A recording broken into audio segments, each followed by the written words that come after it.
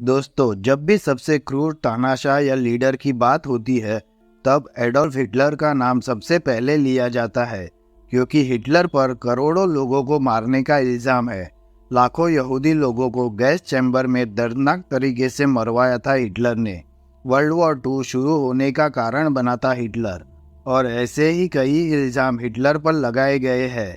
लेकिन हिटलर के बारे में जो बताया गया है, क्या वही सच है या हिटलर का सच कुछ और है? तो दोस्तों, आज के इस वीडियो में हम जानेंगे कि हिटलर का जन्म कैसे हुआ था, उसका बचपन कैसे गुजरा था, हिटलर ने जर्मनी की आर्मी क्यों ज्वाइन की थी, फिर ऐसे कौन से हालात पैदा हुए जर्मनी में कि हिटलर ने लीडर बनने का तय किया, जर्मन लोगों ने हिटलर को क्यों पसंद किया था, और कैसे वो जर्मनी की नाजी पार्टी का लीडर बना था, और किस तरह से उसने जर्मनी को एक मजबूत देश बनाया।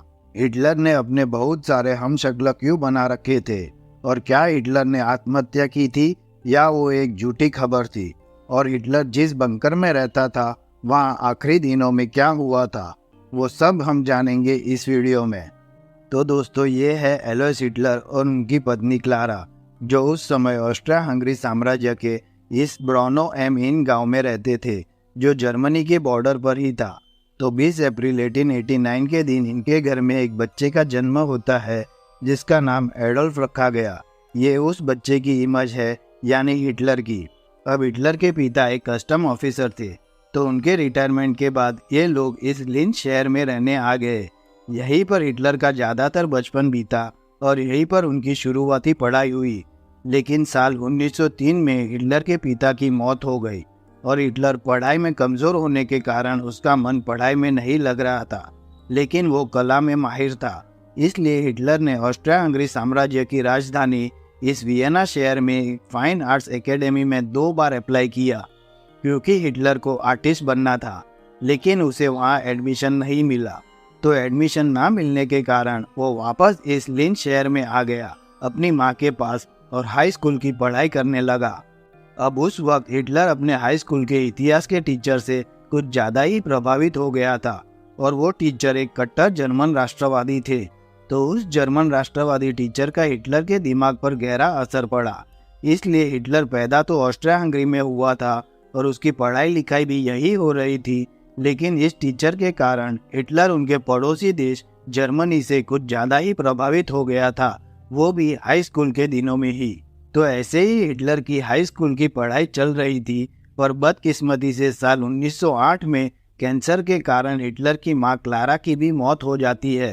तो उसकी मां क्लारा की मौत के बाद अब हिटलर ने अपनी पढ़ाई आधी छोड़ दी और वियना शहर चला गया, और वहां जाकर हिटलर ने पोस्टकार्ड और पेंटिंग बनाना शुरू कर दिया, क्योंकि कला में तो वो माहिर ही था, और उसे बेचकर कुछ पैसे कमा लेता था, जिससे उसका थोड़ा बहुत गुजारा हो जाता था। तो 1908 से 1913 तक हिटलर इसी शहर में रहा, एक घुमक्कड़ की तरह, वो भी बिना परिवार के। तो इन 5 सालों में अकेलापन, गुमनामी, गरीबी और लाचारी को हिटलर ने अच्छे से महसूस किया था। इसी दौरान हिटलर ने इतिहास और राजनीति जैसी कई किताबें पढ़ ली। इन किताबों को पढ़ने के बाद हिटलर को जो विचार आते थे, उन विचारों को अपने चित्रों में उतार देता था और उसे बाजार में बेच देता था।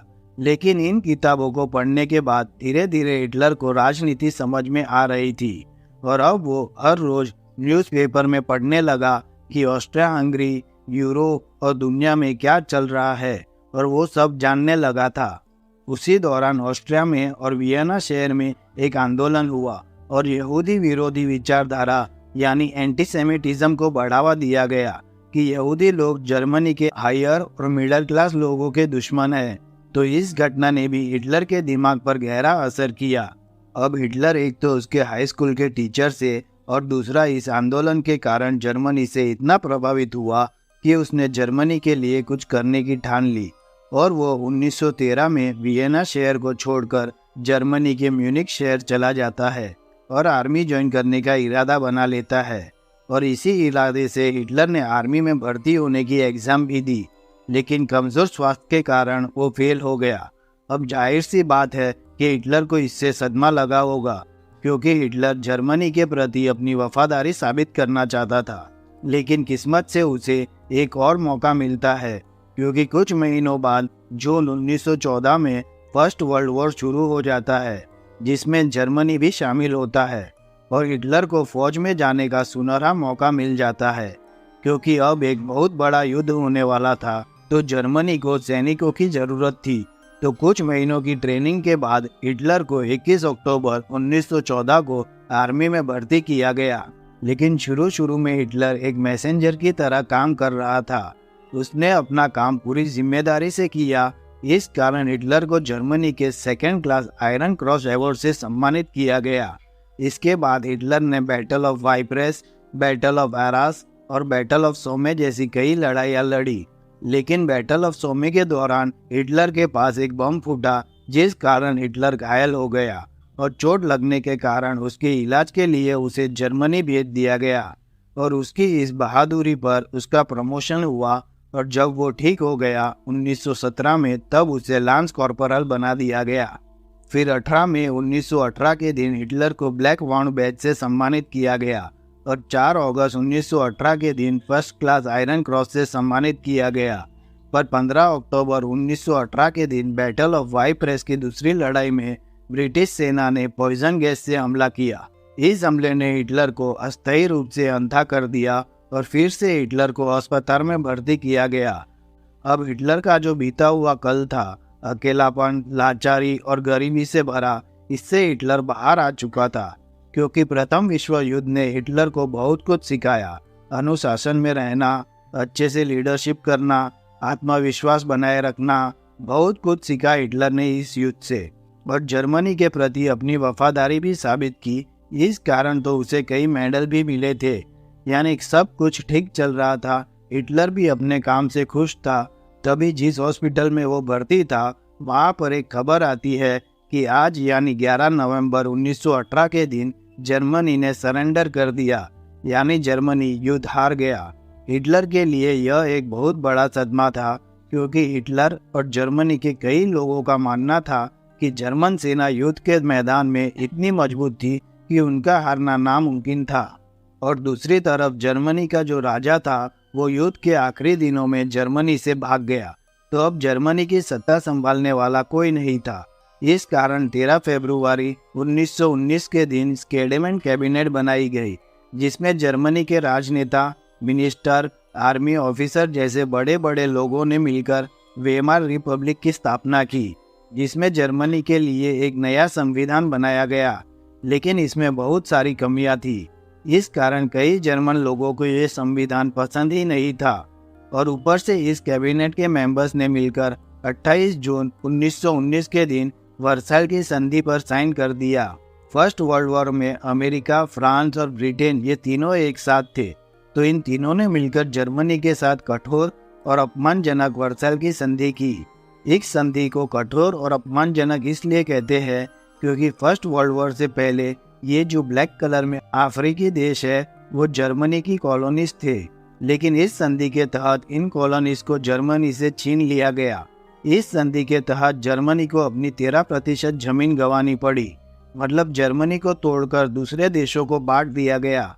और इस तोड़े हुए भाग पर जर्मन लोग रहा करते थे, जो रातों रात दूसरे देश के नागरिक बन गए। और ये जो 13% जमीन थी, उसमें लगभग जर्मनी का 48% आयरन एंड कोल प्रोडक्शन हुआ करता था। मतलब इस संधि ने सीधा जर्मनी की इकोनॉमी को भी अफेक्ट किया। फिर जर्मनी की रही सही ताकत को तोड़ने के लिए अमेरिका, फ्रांस और ब्रिटेन ने मिलकर जर्मनी की सेना पर भी पाबंदी लगा दी। मतलब जर्मनी इस संधि के तहत अपनी आर्मी में सिर्फ 1 लाख सैनिक ही रख सकता था, उससे ज़्यादा नहीं। इसके अलावा जर्मनी की नौसेना और वायुसेना पर पूरी तरह पाबंदी लगा दी गई। जर्मनी अब अपनी कॉलोनीज भी नहीं बना सकता, यानी जर्मनी अब किसी भी देश पर कब्जा नहीं कर सकता।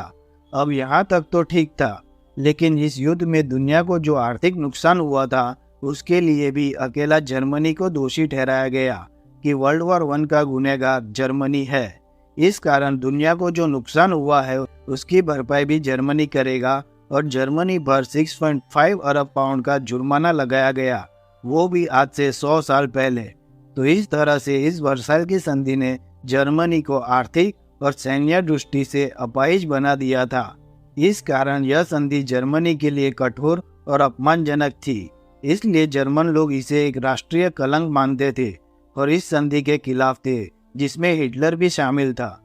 तो इस अपमानजनक वर्साइल की संधि के कारण हिटलर के अंदर के राष्ट्रवाद को और आग मिली और हिटलर ने फैसला लिया कि वो अब राजनीति में जाएगा और एक लीडर बनेगा।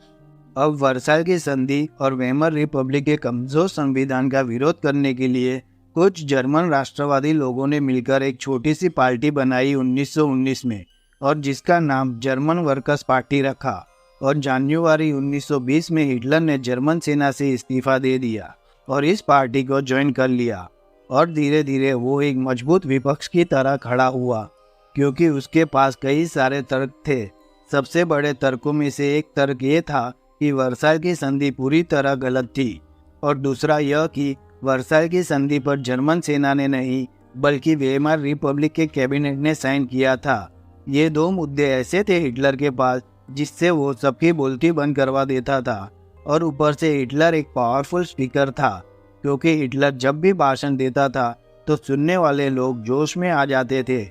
इस कारण देखते ही देखते 1921 में हिटलर इस जर्मन वर्कर्स पार्टी का लीडर बन गया, और कुछ समय बाद इस पार्टी का नाम बदलकर national socialist German workers party रखा गया, जिसे नाजी पार्टी भी कहते हैं। पर 1923 तक इस नाजी पार्टी को बहुत कम लोग जानते थे कि ऐसी कोई पार्टी भी है जर्मनी में, क्योंकि ये एक बहुत छोटी पार्टी थी।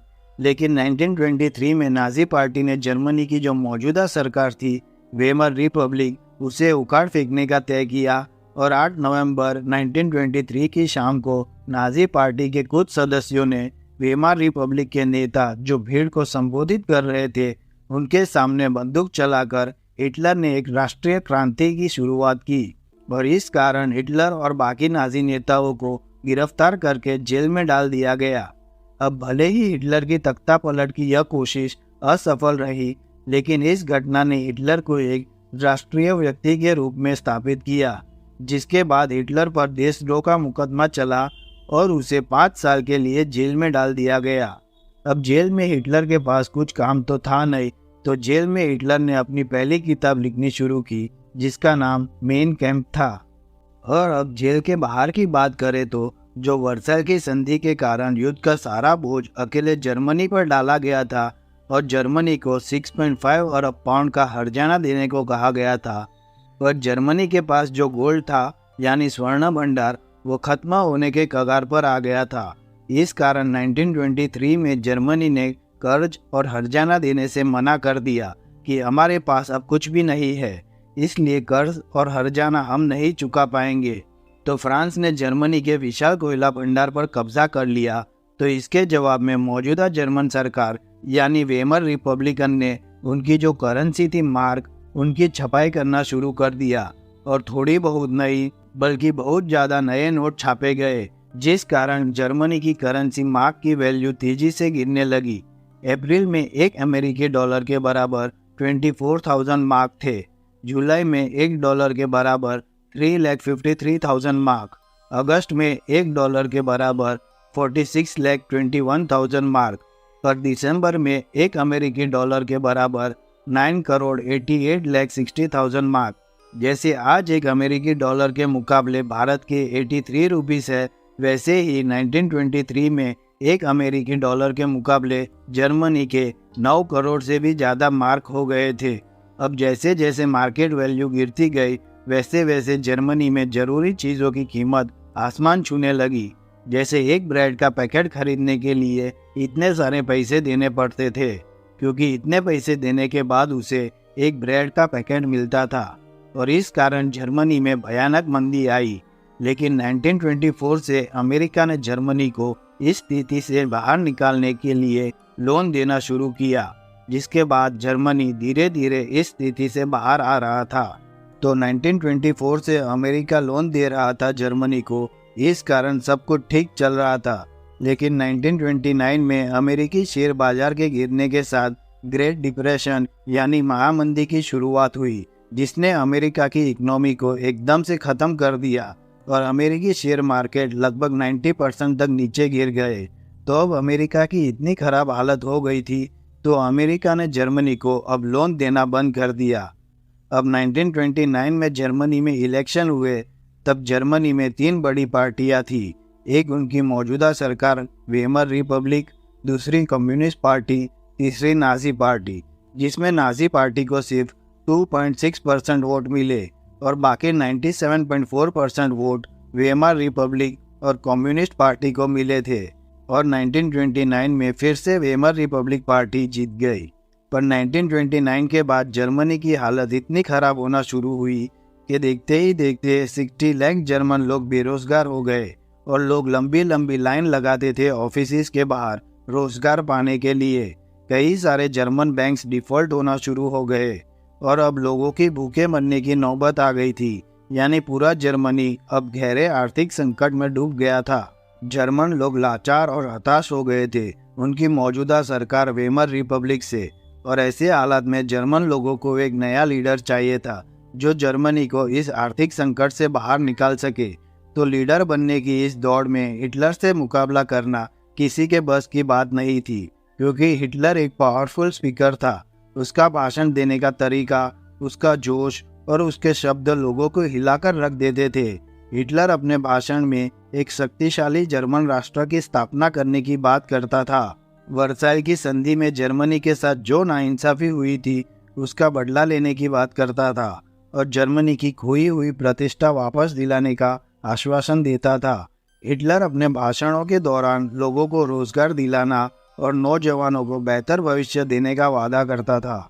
हिटलर ने यह भी आश्वासन दिया कि जर्मनी ने वर्ल्ड वॉर 1 में जो कुछ भी खोया था वो उसे जर्मनी को वापस दिलाएगा। अब जिस देश को इतने बुरे तरीके से तोड़ा मरोड़ा गया हो, जिस देश का इतना बुरा शोषण हुआ हो और ऊपर से जो देश इतने भयानक आर्थिक संकट से जूझ रहा हो, उस देश के लोगों को अब हिटलर के भाषण बहुत आकर्षित करते थे। लोगों को अब हिटलर एक मसीहा के रूप में नजर आने लगा था। लोगों को लगने लगा कि हिटलर और उसकी नाजी पार्टी ही जर्मनी को इस आर्थिक संकट से बाहर निकाल सकती है। और फिर 1933 में जर्मनी में इलेक्शन हुए जिसमें नाजी पार्टी को यानी हिटलर को 37% वोट मिले। अब जर्मनी में हिटलर की लोकप्रियता को देखकर 30 जनवरी 1933 के दिन राष्ट्रपति ने हिटलर को जर्मनी का चांसलर बनाया, जो मंत्रिमंडल में सबसे बड़ा पद था। तो जैसे ही हिटलर चांसलर बना, उसने जर्मन संविधान को तोड़ना मरोड़ना शुरू कर दिया और 28 फरवरी 1933 के दिन जर्मनी में मीडिया और सभा करने पर प्रतिबंध लगा दिया। और फिर जर्मनी में जो कम्युनिस्ट पार्टी थी उनको निशाना बनाया और इस पार्टी के सभी सदस्य और नेताओं को जेल में डाल दिया, बुरी तरह से प्रताड़ित किया और उसमें से कईयों की मौत भी हो गई। और धीरे धीरे जर्मनी से कम्युनिस्ट पार्टी का सफाया हो गया। फिर 3 मार्च 1933 के दिन हिटलर ने द इनेबलिंग एक्ट पास किया और इस एक्ट से बाकायदा हिटलर जर्मनी का तानाशाह बन गया। और अब इस कानून के तहत सब कुछ नाजी पार्टी के कंट्रोल में आ गया। नाजी पार्टी को छोड़कर बाकी सभी जर्मन पार्टियों पर प्रतिबंध लगा दिया गया। जर्मनी की सेना, अर्थव्यवस्था, मीडिया और न्यायपालिका, अब इन सब पर नाजी पार्टी का कंट्रोल हो गया। नाजी पार्टी ने सभी पुलिस सुरक्षा बलों को बेहिसाब अधिकार दे दिया कि आपको जो करना है वो करो, आपको कोई कुछ भी नहीं कहेगा। तो पुलिस को बेहिसाब अधिकार देने के बाद ही नाजी पार्टी एक खूंखार आपराधिक पार्टी बन गई, क्योंकि पुलिस किसी को भी उठाकर कंस्ट्रक्शन कैंप में डाल देती थी, किसी को भी यातना शिविर में भेज देती थी और बिना कोई अपराध किसी को भी देश से निकाल दिया जाता था, क्योंकि इन सुरक्षा बलों को सभी तरीके के अधिकार दे दिए गए थे। फिर 1933 में हिटलर ने लीग ऑफ नेशन से जर्मनी को निकाल दिया। लीग ऑफ नेशन की स्थापना वर्ल्ड वॉर 1 के बाद हुई थी। इनका काम था कि दुनिया फिर से वर्ल्ड वॉर 1 जैसा युद्ध ना करे, लेकिन हिटलर ने लीग ऑफ नेशन को छोड़ दिया। यानी अब जर्मनी चाहे तो फिर से ऐसा भयंकर युद्ध शुरू कर सकता है, उसे रोकने वाला अब कोई नहीं था। नाजी पार्टी और हिटलर का यह मानना था कि जो ब्लॉन्ड है, नीली आंख वाले लोग हैं, यानी नॉर्डिक जर्मन आर्यन लोग हैं, वही इंसान है और इन्हें दुनिया पर राज करने का और जिंदा रहने का अधिकार है। बाकी जाति के लोग थे, उन्हें जिंदा रहने का कोई अधिकार नहीं है, यानी उन्हें मार देना चाहिए। और इन यहूदी लोगों को जर्मन आर्यन लोगों का सबसे बड़ा दुश्मन माना जाता था। नाजी पार्टी ने सिर्फ यहूदी लोगों को ही निशाना बनाया ऐसा नहीं था। जर्मनी के जिप्सी समाज के लोग थे और इनके अलावा जो ब्लैक कम्युनिटी के लोग थे, इनकी पहले जर्मन नागरिकता छीन ली गई और बाद में पूरे जर्मनी में टोटल 5 लाख ब्लैक कम्युनिटी के लोग थे जिसे नाजी पार्टी ने मरवा दिया। यानी नाजी पार्टी का निशाना सिर्फ यहूदी लोग ही नहीं थे, जर्मनी के सभी निचले समाज के जो लोग थे वो भी नाजी पार्टी के निशाने पर थे, जिसमें सबसे बुरा हाल इन यहूदी लोगों का हुआ था क्योंकि हिटलर और नाजी पार्टी के लोग सब ईसाई धर्म के लोग थे जिनके भगवान थे जीसस क्राइस्ट, जिसे 2000 साल पहले यहूदी लोगों ने सूली पर लटका दिया था। इसी कारण कई ईसाई लोगों की नज़र में यहूदी लोग हत्यारे थे। और दूसरा कारण था कि वर्ल्ड वॉर 1 में ब्रिटेन और यहूदी लोगों के बीच एक समझौता हुआ था। 2 नवंबर 1917 के दिन बेल्फोर डिक्लेरेशन हुआ था, जिसमें यह तय हुआ था कि यहूदी लोगों को ब्रिटेन की मदद करनी थी वर्ल्ड वॉर 1 में, और अगर ब्रिटेन युद्ध जीत जाता है तो यहूदी लोगों को फिलिस्तीन में एक नया देश बनाकर दिया जाएगा। अब जर्मनी हार गया था, लेकिन किसके कारण? इस ब्रिटेन के कारण। और ब्रिटेन को किसने मदद की थी? यहूदी लोगों ने। तो इस कारण भी बहुत सारे जर्मन लोग जर्मनी की हार के लिए यहूदी लोगों को जिम्मेदार मानते थे। तो हिटलर इन लोगों को जर्मनी से निकालना चाहता था, इसलिए हिटलर ने यहूदी लोगों के लिए कई सारे सख्त कानून बनाए, जैसे यहूदी लोग जर्मन लोगों से शादी नहीं कर सकते, जर्मनी का राष्ट्रध्वज पहनने पर पाबंदी लगा दी गई, यहूदी लोगों को सरकारी नौकरी से निकाल दिया गया, यहूदी लोगों के व्यवसाय का बहिष्कार किया गया और यहूदी लोगों की संपत्ति भी छीन ली गई। और पूरे जर्मनी में जितने भी यहूदी लोग थे उन्हें एक जगह पर इकट्ठा किया जाने लगा। एक तो जर्मनी के अंदर कुछ ऐसा चल रहा था। अब जर्मनी के बॉर्डर पर एक नया खेल शुरू किया हिटलर ने, और 1938 तक वर्साइल की संधि के कारण जिस एरिया को जर्मनी से छीन लिया गया था वो हिटलर ने वापस ले लिया और जर्मनी में मिला दिया। फिर जर्मनी और यूएसएसआर ने मिलकर पोलैंड पर हमला किया, जिस कारण दूसरा विश्व युद्ध शुरू हो गया। और फिर पोलैंड को हराकर आधा पोलैंड हिटलर ने अपने कब्जे में ले लिया और इसके बाद पोलैंड के लोगों को अपने घर बार छुड़वाकर पोलैंड की एक जगह पर इकट्ठा किया जाने लगा। जैसे यहूदी लोगों को जर्मनी की एक जगह पर इकट्ठा किया गया था, वैसे ही पोलैंड के लोगों को पोलैंड में एक जगह पर इकट्ठा किया गया। अब इसमें आप देख सकते हो ये सेकेंड वर्ल्ड वॉर के पहले का जर्मनी है, लेकिन 1941 आते आते हिटलर यानी नाजी सेना ने ज़्यादातर यूरोपियन देशों पर कब्जा कर लिया था। मतलब बाकी के सभी देश अब हिटलर के कंट्रोल में आ गए थे। तो 1941 के बाद हिटलर ने इस पूरे भाग पर अलग अलग जगहों पर यातना शिविर बनाना शुरू कर दिया, यानी होलोकॉस्ट के लिए कंसंट्रेशन कैंप बनाए गए, जिसमें पोलैंड के लोगों को, यहूदी लोगों को और बाकी सभी निचले समाज के लोगों को इसके अंदर डलवा दिया। इसके बाद पूरे यूरोप से ऐसे सभी लोगों को ट्रेन में भर भर के लाया जाता था और उन्हें भी इस कैंप में डाल दिया गया। नाजी सेना का मानना था कि इन लोगों को जिंदा रहने का कोई अधिकार नहीं है। इन लोगों से इन कैंप में रात दिन काम करवाया जाता था। इन्हें खाने को कुछ नहीं दिया जाता था, क्योंकि नाजी सेना चाहती थी कि ये लोग काम करते करते भूखे मर जाए, और अगर काम करते करते ना मरे तो इन लोगों को गैस चैम्बर में डालकर जहरीली गैस से मरवा दिया जाता था। इन सभी कैंपों को मिलाकर लगभग 1,50,00,000 जितने लोगों को इन यातना शिविर में डाल दिया गया था, जिसमें से करीब 1,10,00,000 से लेकर 1,20,00,000 लोग मारे गए थे। और इनमें से सबसे ज़्यादा यहूदी लोग थे। करीब 60 लाख जितने यहूदी लोगों को मार दिया गया था, और बाकी यूरोप के जो निचले समाज के लोग थे वो थे। इस घटना को इतिहास में हॉलोकॉस्ट कहते हैं। अब हिटलर एक गलती कर बैठा। यूरोप का बहुत बड़ा एरिया कब्जाने के बाद भी हिटलर और एरिया पर कब्जा करना चाहता था, इसलिए उसने यूएसएसआर पर हमला कर दिया और शुरुआत में उसे काफ़ी सफलता भी मिली और उसने यूएसएसआर के काफ़ी बड़े एरिया पर कब्जा भी कर लिया। लेकिन उसके बाद 1944 में हिटलर की उल्टी गिनती शुरू हो जाती है, क्योंकि अब अमेरिका भी इस युद्ध में शामिल हो चुका था। अब एक तरफ से यूएसएसआर हमला कर रहा था और दूसरी तरफ से एलाइड आर्मी हमला कर रही थी, जिसमें अमेरिका, ब्रिटेन, फ्रांस और कनाडा जैसे कई देशों की आर्मी शामिल थी। तो हिटलर का ये जो विशाल साम्राज्य था वो धीरे धीरे सिकुड़ता जा रहा था और 20 अप्रैल 1945 के दिन बदकिस्मती से हिटलर के बर्थडे के दिन यूएसएसआर और एलाइड आर्मी दोनों जर्मनी की राजधानी बर्लिन शहर में आ गए, जहां पर हिटलर रहता था। ये बर्लिन का वो किला है जिसमें हिटलर रहता था, लेकिन इसके नीचे जमीन में बंकर बनाया गया था जिसमें खुफिया सुरंग भी थी चुपके से बाहर निकलने के लिए। किले के नीचे रूम बनाए गए थे।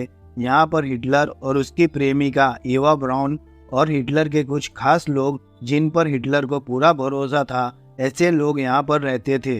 अब यूएसएसआर और एलाइड आर्मी दोनों ने मिलकर बर्लिन शहर पर इतनी बमबारी की कि बर्लिन शहर एक खंडर बन चुका था और पूरी तरह तबाह हो चुका था और हिटलर की हर कोशिश नाकाम हो गई थी उन्हें रोकने की। ऐसे में हिटलर के सेना अधिकारी हिटलर को खबर देते हैं कि अब हम यह युद्ध नहीं जीत सकते, हमारी हर कोशिश नाकाम हो गई है। और अब हिटलर समझ चुका था कि अब उसकी मौत पक्की है। तो अब एक तरफ 29 अप्रैल 1945 के दिन पूरे बर्लिन शहर पर बमबारी हो रही थी, वहाँ दूसरी तरफ हिटलर अपने बंकर में अपनी प्रेमिका के साथ शादी कर रहा था, जिसमें कुछ गिने चुने उसके खास लोग शामिल हुए थे। लेकिन उसी दिन हिटलर को खबर मिलती है कि इटली के तानाशाह बेनिटो मुसोलिनी और उसकी बीवी को मार दिया गया है, जो हिटलर का खास दोस्त था, क्योंकि इस युद्ध में मुसोलिनी हिटलर के साथ ही था। तो मुसोलिनी को और उसकी बीवी को बहुत बुरी तरीके से तड़पा तड़पा कर मारा गया था। इस कारण हिटलर नहीं चाहता था कि उनकी मौत भी मुसोलिनी की तरह हो, और इसलिए हिटलर ने सरेंडर करने की बजाय सुसाइड करने का सोचा। अब हिटलर ईसाई धर्म से था, तो ईसाई धर्म में मरने के बाद लाश को दफनाते हैं, लेकिन हिटलर ने अपने खास लोगों को बुलाया जो उस बंकर में उसके साथ थे और उन्हें कहा कि अगर मैं मर जाऊं तो मेरी लाश को पहले जला देना और बाद में मुझे दफनाना। उसके बाद मेरे कमरे में जितनी भी चीज़ें हैं उन सबको भी जला देना।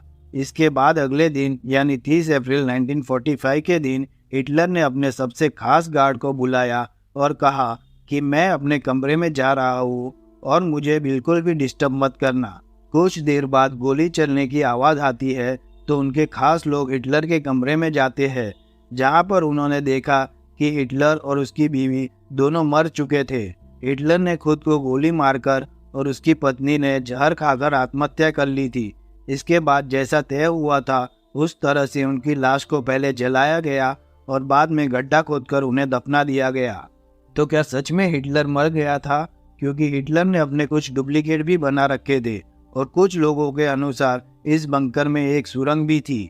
तो यही सवाल यूएसएसआर की आर्मी के सामने था कि जो बंकर में मरा वो हिटलर ही था या उसका डुप्लीकेट था। तो जर्मनी के सरेंडर करने के बाद यूएसएसआर के सैनिक हिटलर के बंकर में गए, जहां पर हिटलर को दफनाया गया था।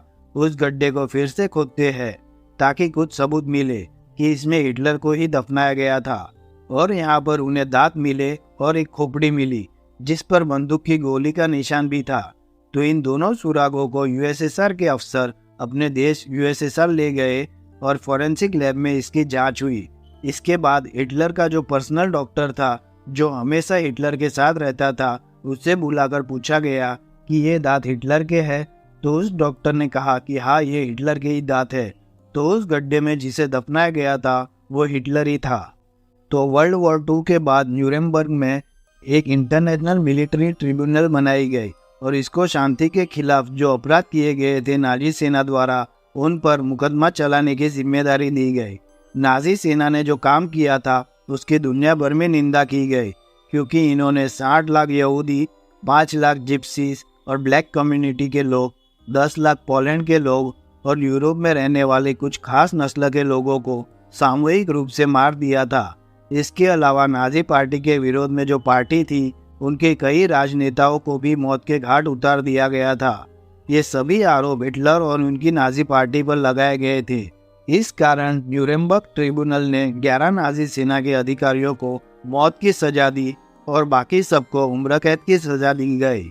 और फर्स्ट वर्ल्ड वॉर के बाद जर्मनी पर जो कठोर नियम लगाए थे, वैसे नियम सेकेंड वर्ल्ड वॉर के बाद नहीं लगाए, ताकि फिर से नाजी सेना और हिटलर जैसा कोई लीडर पैदा ना हो। क्योंकि ज़्यादातर इतिहासकारों का मानना है कि वर्साइल की संधि के कारण ही नाजी पार्टी और हिटलर का जन्म हुआ था। तो दोस्तों ये थी हिटलर के पैदा होने से लेकर मरने तक की कहानी। तो दोस्तों अगर वीडियो अच्छी लगी हो तो लाइक, शेयर और सब्सक्राइब करना मत भूलना। Thank you.